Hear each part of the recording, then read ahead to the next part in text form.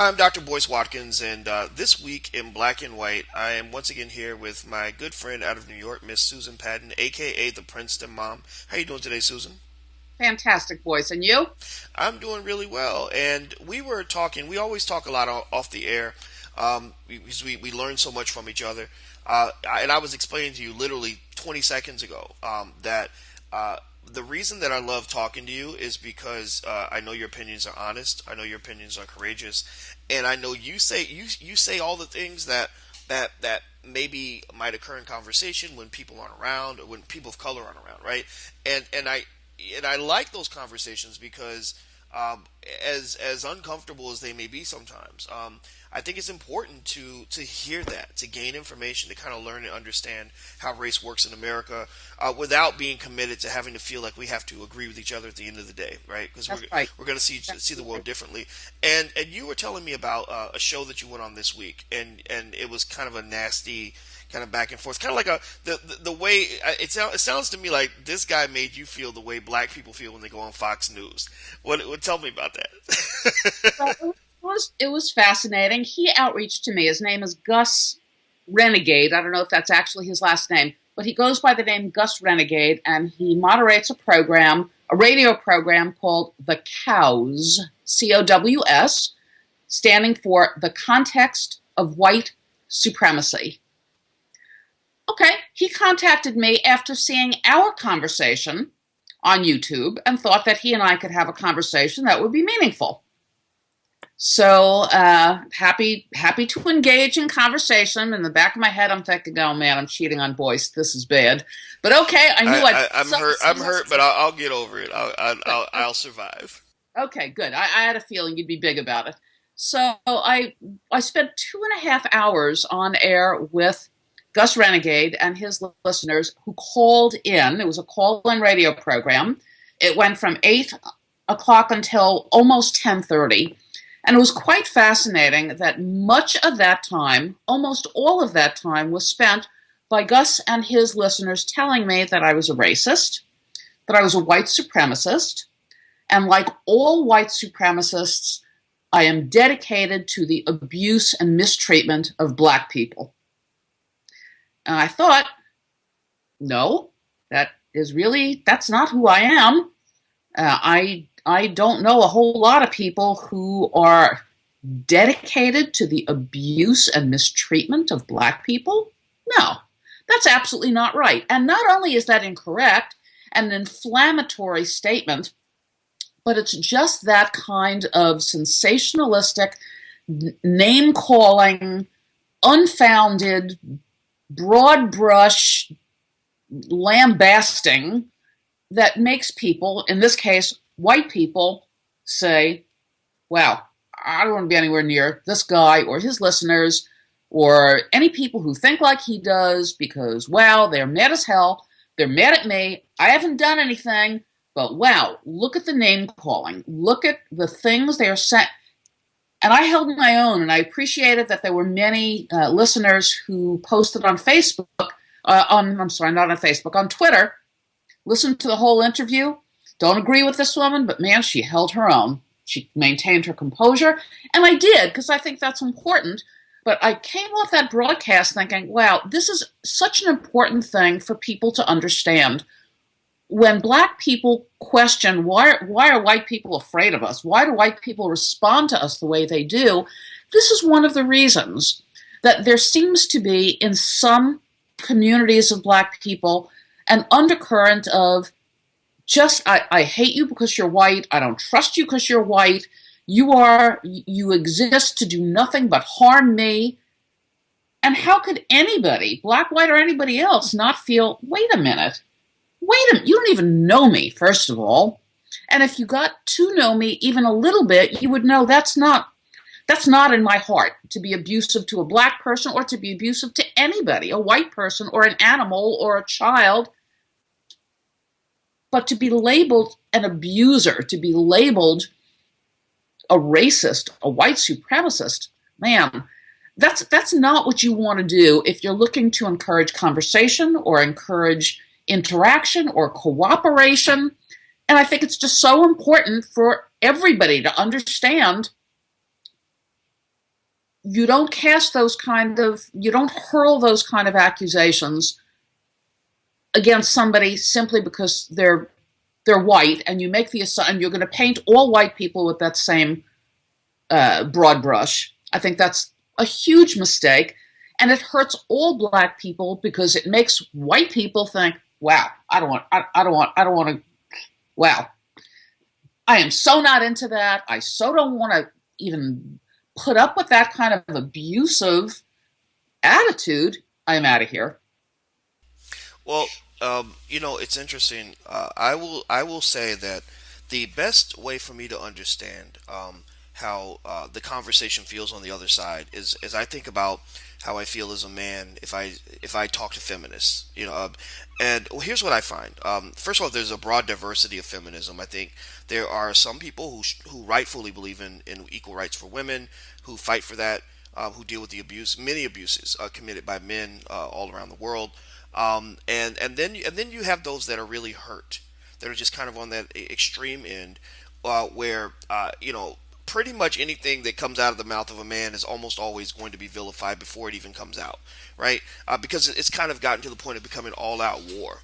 And Right. now here's the thing, when I engage in that dialogue, and you and I have gone to war with the extreme feminists, and what I decided to do was, especially after I talked to a couple of my feminist friends to try to understand where they were coming from, was look, I held my ground, number one. I just said, look, I'm not going to let you bully me into accepting a point of view that I don't agree with, or Right. somehow make me feel that my perspective is invalid because I'm a man. However, Right. I did spend that time to try to ask myself why such a strong reaction.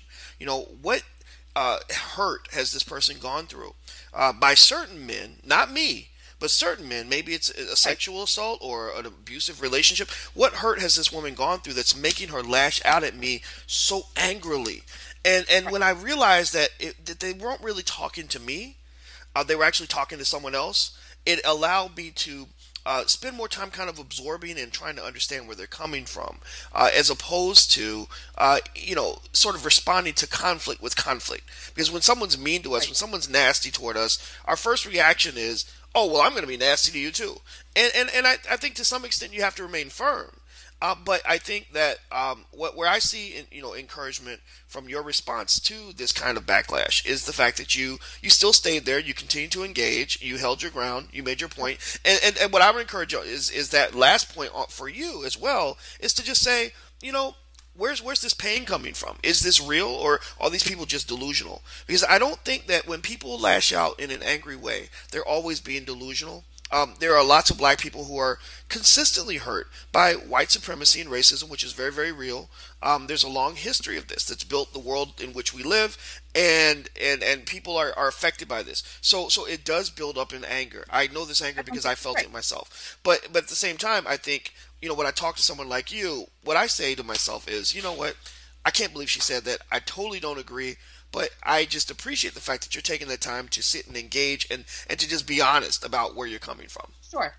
Sure. Well, I think that the analogy is correct, that there are feminists who just knee jerk will blast attack any man that comes anywhere near them because they're just so committed to their own grievance industry. And that's what it seems like. There are feminists that feel, to me, it feels like the angry feminists have developed this grievance industry, and that's where their commitment is. They are just all about the grievance. When I spoke with Gus Renegade, I felt the same way. Like, this is the black grievance industry. Now, when I consider what you're saying, do women, just as do blacks, have good reason to sometimes be very angry at some white people or some men or others who would oppress them? Well, yes, they do. I get that. But what I'm completely confident of is that no feminist and no black person is going to help themselves or get what they want ultimately by being antagonistic, by being nasty, by being disrespectful, by being inflammatory, by hurling sensational accusations. Nobody's going to benefit from that because all it does is cause the recipient to say, you know what, I'm out of here. And what they think in their head is, all right, these people are nuts. these people are nuts. The feminists are nuts. The black people, they're nuts. They are nuts. They are not approaching this honestly, legitimately, individually. You can't group everybody and say all white people or all men. But let's be honest too, though. I mean, there is a white grievance industry as well. And again, it's a matter of perspective. It's not really a matter of a universal truth. But when black people watch Fox News and they see these very sensationalist, inflammatory images of people of color, a bunch of black kids went and murdered an innocent person for no reason, or they feel that Fox News caters to that white grievance industry as well. And unfortunately, that white grievance industry has been responsible for a lot of atrocities that have occurred over the last several hundred years in this country. If you study what happened to the Native Americans, what happened to black people, what happened to Mexicans, etc., it's been pretty atrocious, pretty horrible. So, I think that what probably has to happen is people have to just accept the idea that none of us are ever going to really see the world the same way. We're all going to see the world differently based on our experience. And the best thing we can do is to try to listen and learn when other people talk. When I listen to you, I know I'm not going to, there are going to be a lot of things you say. You're never going to convince me that you're telling the truth. You're never going to convince me that you're right. Ever. Right? But you can always convince me that you're right based on your point of view. Right? And so if I want to understand Susan Patton, then that's what I've got to be able to be open to that. And here's the other thing too, and I want to throw this out there. I would be very careful about sort of pushing forward this notion that people of color or feminists or anybody else, that they have to get some sort of approval or acceptance or support from the white community in order to be whole or to be complete. One of the aspects or one of the dimensions of white supremacy is the idea that as a black person you are better off if you get white people to like you, if white people accept you and agree with you and support you, and that's a problematic notion because there's been such a long history up until this day of white people kind of judging us, prejudging us in ways that we don't think are fair. So even if you talk about images of black people in media that make white people afraid of us, because I think there is a fear, right? Many of those images are generated by media companies that are owned by white people, like hip hop. Hip hop on the radio, that's not black people. Black people don't support that crap. I mean, some do. I mean, don't get me wrong. There are some who bought into it, but that's created by media companies that are not owned by black people. When murders occur in black neighborhoods, those guns are not made by black people. We don't want those guns in our neighborhoods. So I think that we have to all sort of accept what role we might play in the creation of this chaos. And at the same time, I think that dialogue to some extent can be a scary thing, because sometimes dialogue can be dangerous, because you get in that lion's den and you're talking to someone who totally disagrees with you, and you get to the point where you're fighting back and forth and it doesn't make anything better. And so maybe the goal in dialogue, in my opinion, is to find a way to create constructive dialogue, even if it just says, you know what, I'm going to let you talk and I'm going to just listen to you. No matter how mad I am, I'm just going to listen. I'm going to let you get your voice be heard. You do the same with me. And then we can choose how much we want to grow from that conversation. Because some people don't grow. Some people sit down and are so self-righteous that they just say, oh my God, this person was talking and they're a complete idiot and everything they said was wrong and stupid. And to me, I don't see the productivity there. I don't see that broadening your view as a human being to say, I was right, they were wrong, and that's what happened. Right. No, I agree with you. Where I disagree is I don't think that Fox News is a white grievance. Of course you don't. No, I don't. I truly don't. I appear on Fox News all the time. I love the folks at Fox News. These are a great bunch of people that usually express a perspective that is like my own. It's conservative. It's Republican. Of course you love them. That's what's supposed to happen, right? And I do love them. I appear on air with them regularly. I love Charlie Gasparino. I love all my pals who are over at Fox News. So I don't see that as a white grievance industry perpetuator. Of course you don't. I mean, but think about it. You're not supposed to, right? I mean, these are people who have a similar worldview, so of course you're not going to see them in a negative light, right? What are they hurling at you that makes you feel you're being attacked. Fox News, Bill O'Reilly said he was going to have a lynching party against Michelle Obama. That's why I banned Fox News from my appearances. I don't know if you know this. I used to be on Fox News 3 times a week, back all the way up to 2007. And I after read Bill that. O'Reilly made a joke about lynching Michelle Obama, knowing the seriousness of lynching, the history of lynching, the fact that, this president and his Stupid. wife, every day in the White House, they're getting tons of death threats, legitimate death threats. I didn't want to hear a joke about you lynching a black woman. Don't even mention that in passing. So I agree with you. we I got agree into with it, and I said I've never gone on Fox again. And since then, I've not been on Fox. And in fact, I am annoyed when I see black people go on Fox News because they don't appear because they respect Fox as this journalistic entity. I mean, Fox has, they've kind of taken some, what's the word? They've taken some liberties with the news that have allowed them to make money, but, can kind of sway toward a certain point of view. I'm not comfortable in that environment. I don't feel like it's fair and balanced at all. And I think that other black people wouldn't go on Fox News if they didn't have the money and the ratings. But at the same time, I give complete credit to the genius of, say, Bill O'Reilly for the fact that Bill O'Reilly blows away all the other nightly news shows every night. I mean, the amount of viewership. And that is, to me, a reflection of business savvy on behalf of him and Rupert Murdoch. God bless him. But it's also, to me as a black man, a reflection of the way our nation views race. I don't think O'Reilly could have as successful of a show if he were in Europe, if he were in China, if he were in Africa, if he were in South America. I don't think people would watch it. I think people watch it because there's a certain brand of racism that is made in America. That's so interesting. Well, clearly O'Reilly is over the top to make any kind of stupid joke about lynching a black woman. It's so ugly, it's so stupid, it's so hateful, but that's not all Fox News. That's Bill O'Reilly who was looking for ratings. I've never been on O'Reilly's show. I'm not going to defend him. I'm saying you've never been on O'Reilly's show? No, I haven't. I'm son. He needs to have you on. You'd be perfect for his show. Yes, I don't know if you know, they did a whole show about how much they hated me back in 2007, 2008. Yeah, you remember that? Oh, you saw that? I saw it. Yeah. But go ahead, please continue. When they hate you as much as that, you got to know you're doing something right, boys. You got to know you're doing something. I sent him a thank you card. It was very surreal. I didn't go on the air. I told him I didn't want to, but my sister called me and she was like, she said, they're talking about you like a dog on the O'Reilly Factor.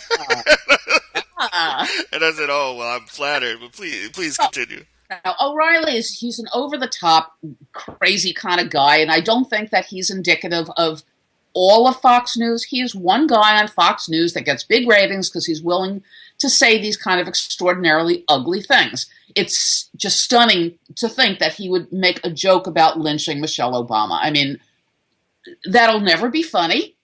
It'll never be funny.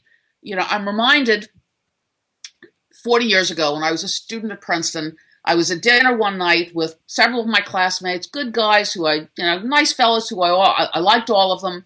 And we were just telling jokes back and forth. And one of them, a fellow from New Zealand, I won't mention his name, but he was a classmate of mine from New Zealand. And he said, what's the difference between a Jew and a pizza? And the answer is, a pizza doesn't scream when you put it in an oven. Well, that's the equivalent of suggesting that you lynch Michelle Obama.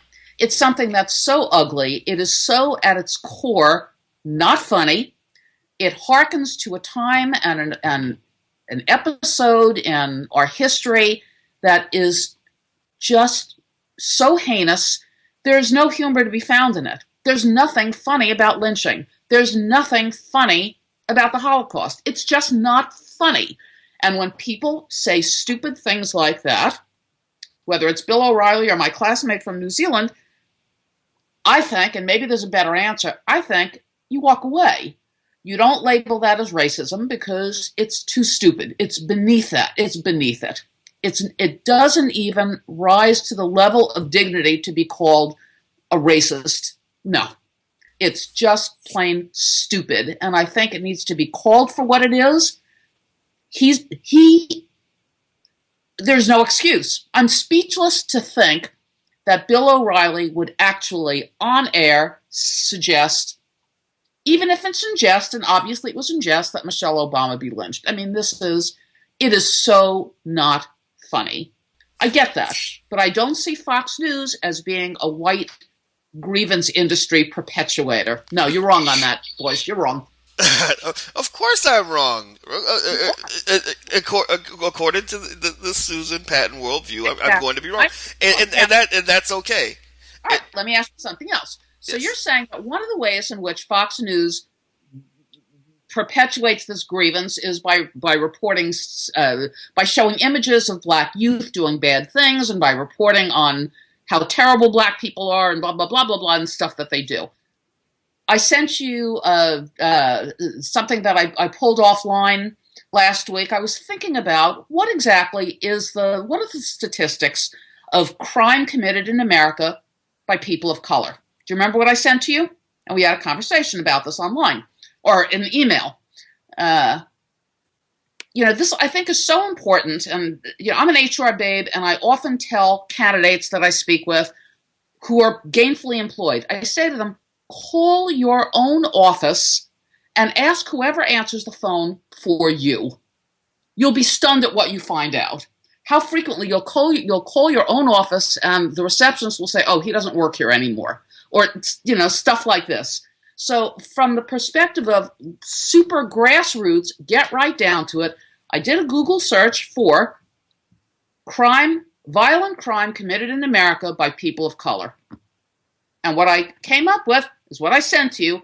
First thing that comes up is, of the nearly 770,000 violent interracial crimes committed every year involving blacks and whites, blacks commit 85%, whites commit 15%. Now, is that actually true? I don't know. But that's the first thing that comes up on Google when you search percentage of violent crime in America committed by people of color. Talk to me, Boyce. Now, well, let me. First of all, I'm not in any way here to condone or excuse violent crime, right? Let's just be clear about that. Not every black person is the same. We're not all we're not all the guy that that you might have seen on the news last night, etc. One thing that is fundamentally true, though, is first and foremost, if you talk about violence. People of color learned a lot of their violence from white people. I mean, if you look at just the foundation of this country, the horrible violent acts that have been committed decade after decade for hundreds of years in America, that was white people doing this to black people. And even the guns that are used to murder people in the inner city, white and black, those guns are made by gun manufacturers that are owned by whites. Now, I can't take responsibility for what another black man does as much as you can take responsibility for a white gun manufacturer who profits from people getting killed. But, what I will say is that, when I look in certain impoverished communities, there is a lot of absolute devastation, trauma, and abandonment that has occurred for a lot of young children, largely as a result of the fact that many of their parents were incarcerated for sentences that were far longer than they should have been for the depth of the crime that was committed. And in many cases, had they been white, they probably wouldn't have gotten into trouble, or because they probably would have been born in a middle-class household. The likelihood of that is higher. The average income level of a black child is far lower than that of a white child. So you're a white kid in the suburbs, and you've got 5 ounces of weed on you. You're not going to go to prison for that. But there are literally thousands of black youth and older men in prison right now in New York, for small amounts of marijuana. Now, here's what happens though. When you are incarcerating so many of the parents and locking them up and throwing away the key, you've got children growing up without parental guidance, who aren't being taught the right thing. So you got a kid that's living in an impoverished situation where the educational system's not very good. There are no job opportunities, and their parents, one or both parents, are incarcerated. And then on top of that, you've got a ready availability of guns that are coming from these companies that somehow miraculously have no idea how the guns get into these neighborhoods, even though they're selling them on the black market because they're making money when people kill each other. And then on top of that, you've got this music, in media that is repeatedly telling young black men, I want to go kill another black man. I want to go kill somebody. Go kill, kill, kill, kill, kill. They're glorifying and glamorizing this. So a 9-year-old, 10-year-old who doesn't have good parental guidance at home because their parents are struggling on their own, who's being influenced by these messages, who has ready availability to guns, who has no availability of jobs and education, that person's more likely to end up in the criminal justice system. Okay. So if you wanted to solve a big part of the violence problem, I would argue that solving the incarceration problem, solving the economic disparity issue, would go a long way toward alleviating some of that. When you make people desperate, and you can look through our history, look at whites as well. When whites were desperate, when the Great Depression hit and the government abandoned whites by putting policies in place that were really harmful to them economically, you saw whites doing things to hurt each other. When you saw that they introduced prohibition, where they made it illegal to drink, what happened? You had mass incarceration of whites. Many whites were going to prisons and leaving their families because they drank alcohol, and the government decided you should go to prison for drinking alcohol. Right? So to some extent, that's kind of what you see in the black community. And if you look, the effects really aren't that much different between across cultures. Interesting. A few things. I do understand that there's a disparity between how minor crimes are being adjudicated. I don't know how that gets fixed. Adjudicated, whether it's a black perpetrator or a white perpetrator. I understand that there's a disparity. Until that disparity is cleaned up, until there is some law modification, until there are different people in power or in office to modify that, if you're a black person, you know, if you get caught with a few ounces of marijuana, you're going to jail. My advice to you, to any no marijuana, zero marijuana, unless it's legal in your state, zero marijuana, no marijuana. The fact that if you're caught with it, you're going to serve a serious jail sentence and a white person is going to serve a less sentence or no sentence at all, forget about that. Forget the white person. Think about your own safety. If you know that you're not going to get a fair shake if you commit even a minor crime, you better not be committing any crime. And I understand you're angry. I understand you don't have good parental guidance at home. I understand all of that, but you don't help yourself by saying, because I don't have I don't have two parents at home, because I've had all kinds of bad breaks, I'm going to start dealing marijuana, and I'm going to firstly, buy a gun? No, you don't buy a gun. You have no business buying a gun. Buying a gun, no good will come from buying a gun. Don't buy a gun. Simple. Marijuana? Sorry, unless it's legal in your state, no marijuana. No marijuana. No amount of marijuana is good for you if it's not legal in your state. And if you're a black person and you're going to be held to account for it in a very serious way, you better stay away from that weed. Just stay away from it. Are you crazy? What makes you think that this is okay? It's not okay. You have to rise above the bad behavior you see around you. And don't tell me my parents are in prison. Don't tell me I don't have school. Don't tell me. I don't want to hear any of that. You have to rise above all of it and do right by yourself. Let me go back to Fox. Hang on, almost. Please go ahead. Almost. So, the statistic that I repeated back to you, that I emailed to you earlier in the week, I mean, that's a huge number. Are in fact 85% of interracial crimes committed by blacks and only 15 perpetrated by whites? I have no idea. But the point is, that's the first number that comes up when you do a basic Google search for who's committing violent crime in America. It's not Fox News. Fox News is probably getting their news from the same source that I'm Googling online. I don't know. So you can claim that there is this white grievance industry at work that is determined to undermine people of color. I think that it's so widespread everywhere you look, every news outlet, every online news source is indicating these sort of statistics. So don't blame it on Fox News. I'm saying you got to clean your act up. You've got to clean your act up and recognize why white people are afraid.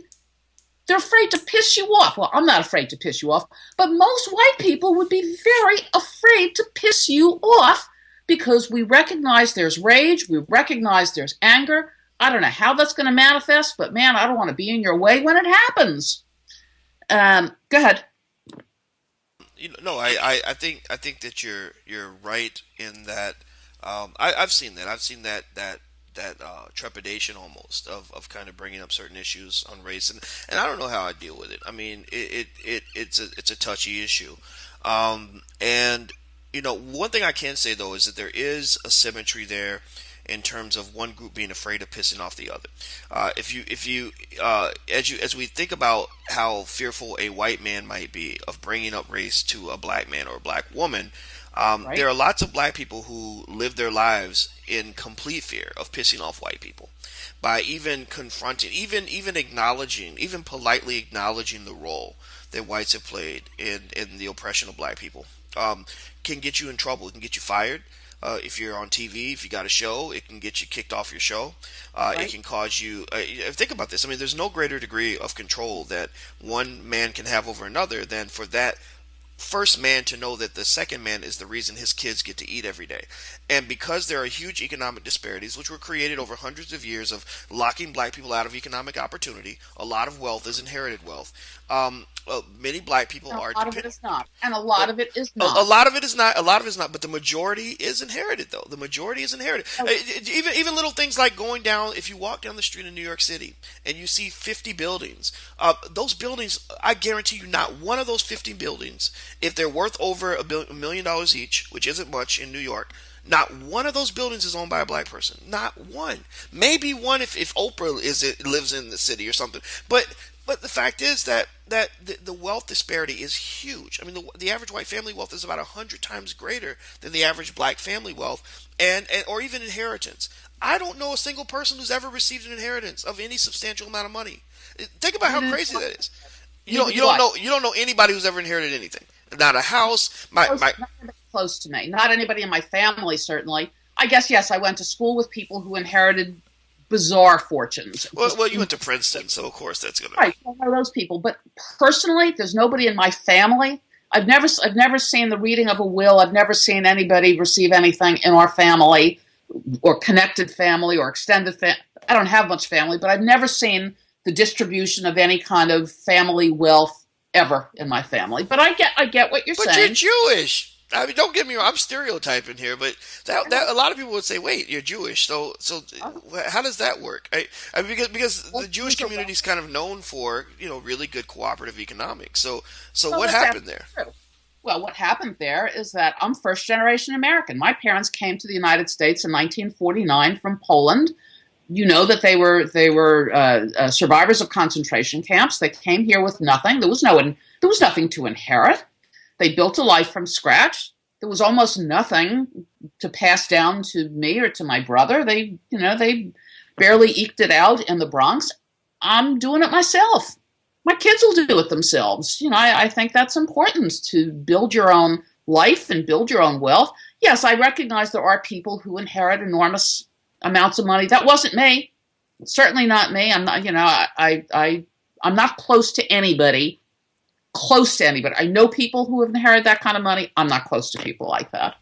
Well, For all Jews, I think that's good. I think that's good, and that's important for people to know. I don't necessarily know if that's the norm per se. I mean, but at the same time, I think it's good for people to know, just to know where you're coming from, because I think it's also important for people to, hopefully, the people watching can learn how to make sure that they like you even if they disagree with you. And to me, my measuring stick for you, Susan, is just honesty. You're very honest, and that's what I love. And so, but here's the thing. I think that, and I've heard that regularly, that that there are immigrants who come here from other countries and they start with nothing, and if they can build these things, then why can't black people do the same thing? And don't get me wrong. I mean, there are opportunities, and there are people that can rise above, as you mentioned. They can be above average and accomplish a lot of things in America. We see that. We see examples of that every day. But I think it's very difficult to expect the average person in that group to be above average. It's not possible, right? You I can't, disagree. right? So I disagree. I disagree. I disagree. You don't have to be above average to rise above bad circumstance. You have to have the determination to do it. You have to just have the intestinal fortitude to say, I am simply not going to be kept down. I'm getting it done. I'm going to do the best I can with what I've got. I'm going to keep moving forward. Yeah, whatever. My family, I frequently refer to my mother and father as they were like Adam and Eve. I don't know anything about anybody before my mother and father. There are no records that exist. I have no documentation of anything before my mother and father. So they were sort of, Adam and Eve for my family. Whatever we have, which, we built whatever it is. My father worked in a grocery store. My mother never worked. So I think it's, let us not minimize, you said that you hear stories all the time of people who have, come, immigrants, they come, my God, look at the Asian immigrants. I've heard somebody say this recently, and I think it's true. The Asian immigrants today have become what the Jewish immigrants were 50 years ago.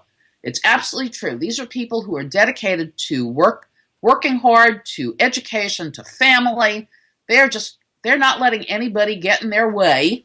And some of these people, they don't even speak English. My parents didn't speak English, obviously, when they came here. So it makes one wonder, you're here in this country. You've been in this country for hundreds of years. You've had the language advantage. Just saying. Well, I think those are valid questions, and I think that the way you approach approach those questions determines what your conclusion is going to be. Now, if Right. you approach it by saying, "What's wrong with those people? Why won't they get it together?" I think you're going to miss a lot of the explanation.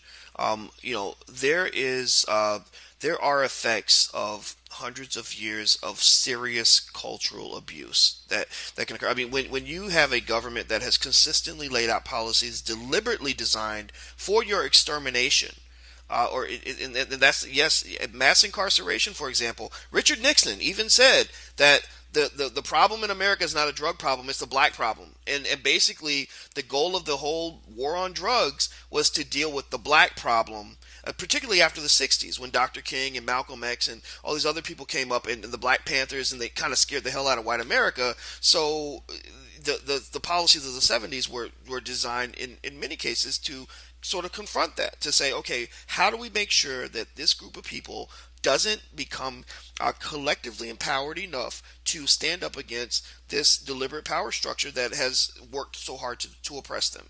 I mean, I don't think any other group has ever had, you haven't had hundreds of years of laws specifically designed to make sure you didn't learn how to read, to make sure that you couldn't go sit in the same restaurants. Don't get me wrong. We know that other groups endure discrimination. We know that the Asians have dealt with some pretty horrible things in the U.S. We know Jews as well, here and in other places, right?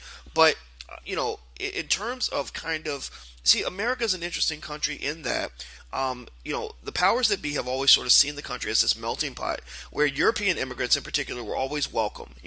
Bring your tired, your weary, whatever that speech is, right? And it's beautiful. But when it comes to black people, that same sentiment isn't really applied. It's kind of like, okay, these are our stepchildren to abuse, and that's where you even have the United Nations that says, look, the United States, you're talking about human rights abuses that occur all around the world, and you're calling out all these nations for the way they treat their citizens, but look at those statistics in terms of what happens to black people in your society. Now, so either black people are fundamentally inferior, and they just, for some reason, all want to go to prison, they all want to be uneducated, they all don't want jobs, or you have policies that are putting separate tiers in terms of how people turn out in this society. So I think that there has to be some sort of acknowledgement that these policies do matter. But here's the thing: much of what you say, a lot of what you say, are things I repeat all the time. I'm always encouraging young black people to rise above and to overcome. The hard part, Susan, is that there are so many things in place structurally designed to make it so difficult for kids to navigate through all of that you're going to lose some kids in the cracks. You're going to have a few that are going to rise above because you told them to, but then you're going to have some that are going to get caught. And the question in America, and this is where white supremacy comes into play, white supremacy isn't a matter of Susan Patton thinking she's better because she's a white woman. Maybe that can happen, maybe it doesn't. That doesn't matter nearly as much as this. What white supremacy really is, in my opinion, is it's in part, it is, what's the price for being average? What is the price for making a mistake. And in what we find in our society consistently is that the price for making a mistake as a, say, a black teenager is so much higher than it is if you're a white teenager, right? The things that many white kids can recover. That was the purpose of my book. What if George Bush were a black man? Right. Is that, I said, if George Bush were a young black man and he lived the exact same life that he's lived, he would probably be dead or in prison. He certainly wouldn't be president. And I think that, to me, is part of the essence of white supremacy. What do you think?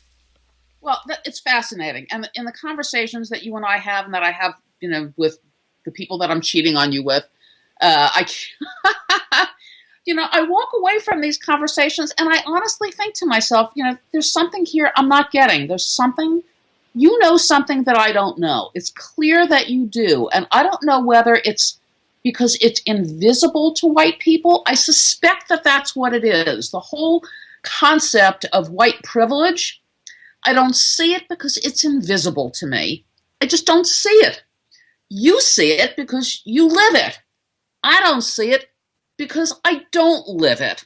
But I do think, when I talk to you, our conversations always they rumble around in my head for hours afterwards. And I think you know something that I don't know. And I struggle with how to understand it better, how to be more sensitized to it. The conversation I had last week with Gus Renegade, it sort of threw me back a bit, and it made me wonder for a moment, am I a racist? Am I a white supremacist? I certainly don't think I am. I don't think I am, and I certainly know that accusations like that are not helpful. That I know for sure. The accusation is not helpful. Explaining, as you do, that there are structures in place that make every single thing we do harder for you and easier for me. That's an interesting thing. That's something that is tangible, that white people need to better understand exactly what it is in sort of very specific ways that I don't even see it. I don't see the advantage I have because it's invisible to me. But I think to say that what's the price of a mistake? If you know that the mistake is going to cost you as a black person more than it will cost a white person, I'm saying don't make a mistake. Don't. You have to be ever vigilant. Do not make a mistake because you know it will cost you dearly. You know that. I mean, I know it because you're telling me that that's the case.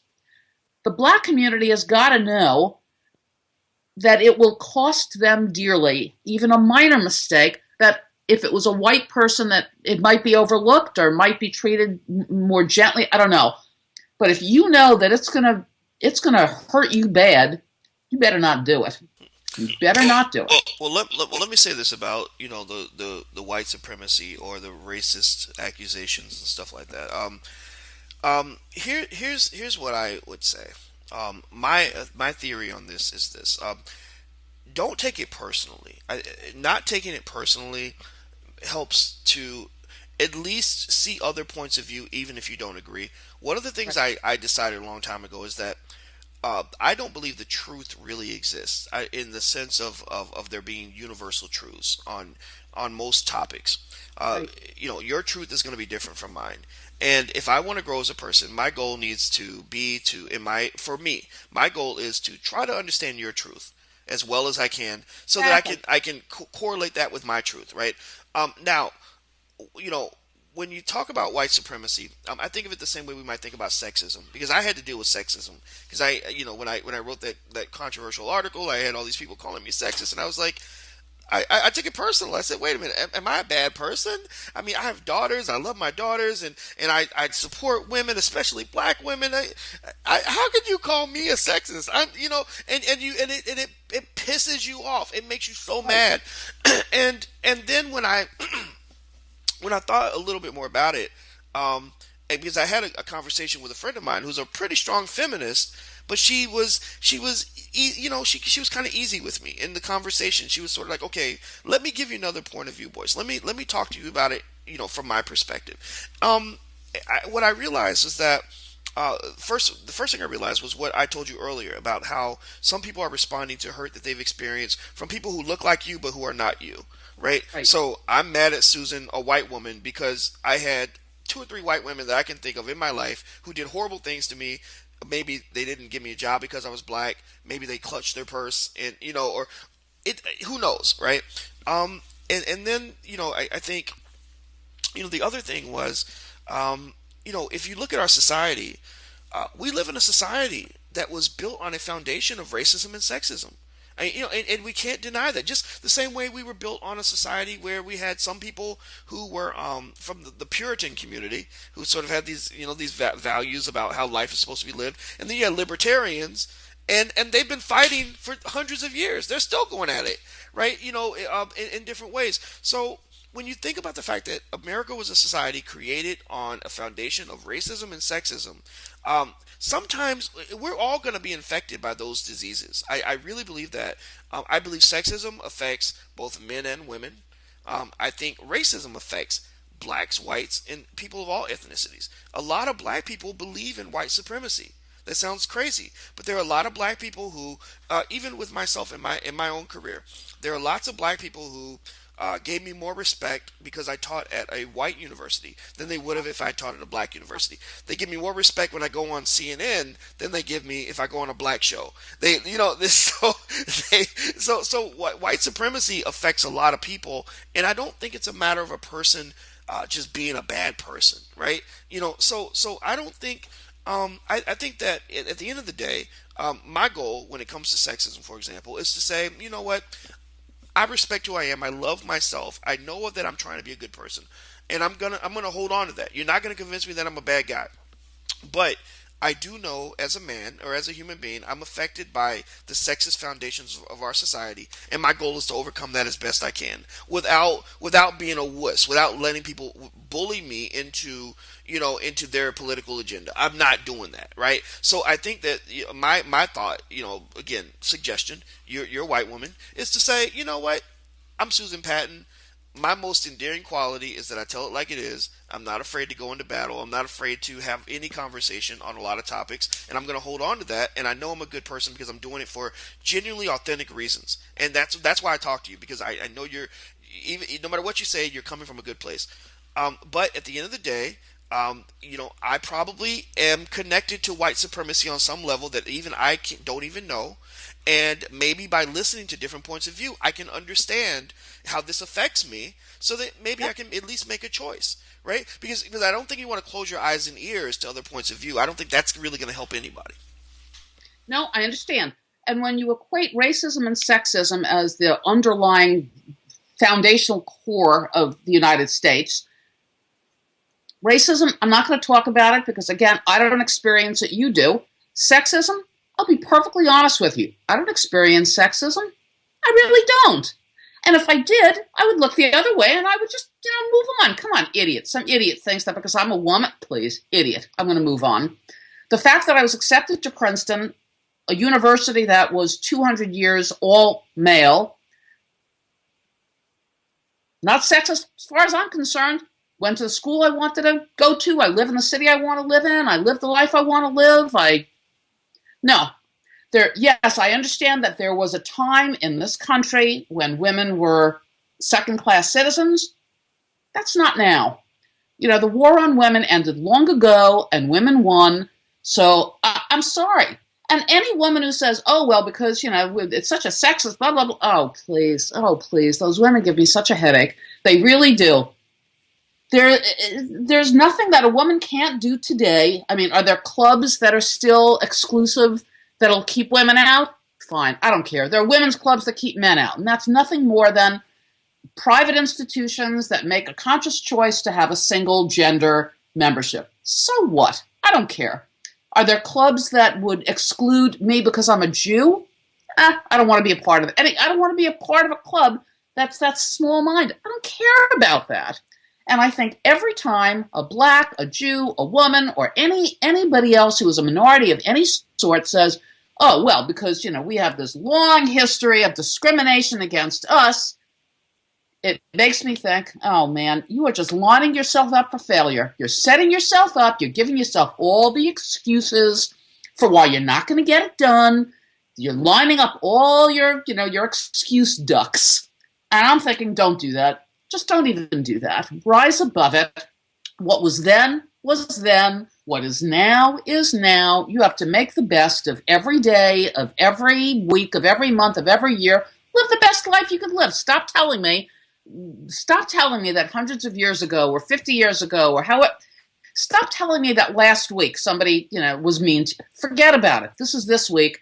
You better live for this week and stop dwelling on how you were discriminated against last week because it won't do you any good. It's over.